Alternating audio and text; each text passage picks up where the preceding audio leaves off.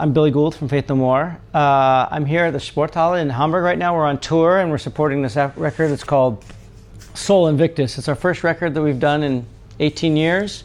I used the Kemper a lot for this the process. It was kind of an interesting thing because, well, we have a studio where we retract. I mean, John has his amp that he's had forever, and what was really cool was that we profiled it. We got a few mic setups that we really liked, and we could come back and revisit songs later. We could travel. I was out of town a lot, where he could borrow the Kemper and he could like work at home on parts, and we had his amp in there. And another thing that I like to do a lot is, once we had our guitars tracked, is going back and I mean, to me, every cabinet and every amp has a different signature and personality, and what I like most is to be able to have a blend of two amps that create kind of its own hybrid color.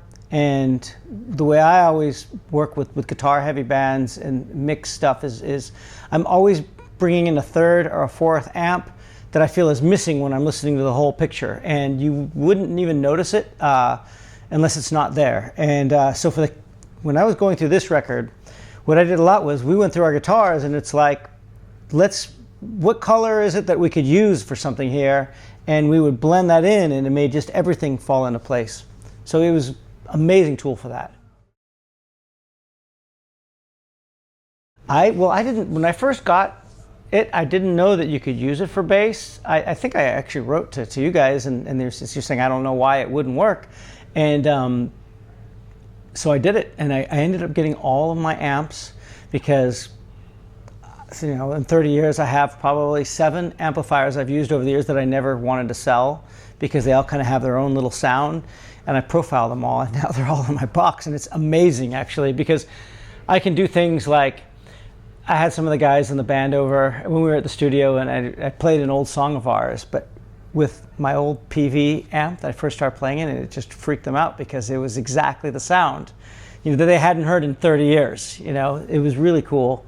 And actually, I think there was about 6 months ago a software revision where all of a sudden all the bottom really came into everything. There was whatever it is that you guys did, it just felt a lot better. And so yeah, I've got all my basses. I can travel, I can go on trips, I can bring it's like I have my bass amp with me, headphones, I can track or just play, and it's great. It's my tone.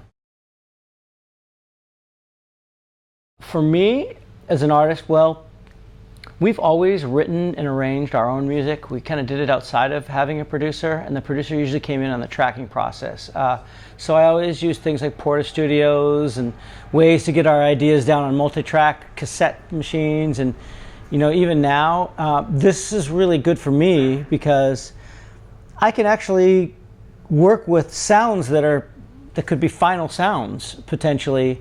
And every amp has its own strengths and weaknesses, and you learn how to play to these amps. Like my bass amp, my old PV one, that's kind of has to do with the sound I have now, goes back to, it wasn't really a very good amp, but I learned what it did well, and I went in that direction. And what you can do is you can start writing and using the strengths of the amplifier, where it sounds better on certain chords than other amps. And when I write now, I can write using those characteristics, that kind of character, and to me, I think it actually sounds better and it feels more natural.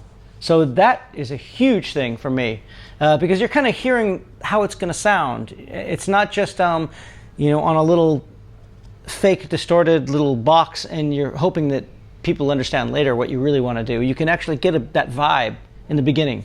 And actually, I mean, you could even use it if you really like the demos. You can commit to that, which is amazing. So, and for how light it is, I can put it in the trunk of my car. To me, it's just like part of my thing now. I have to have it. It's part of my, I can't live without it, you know.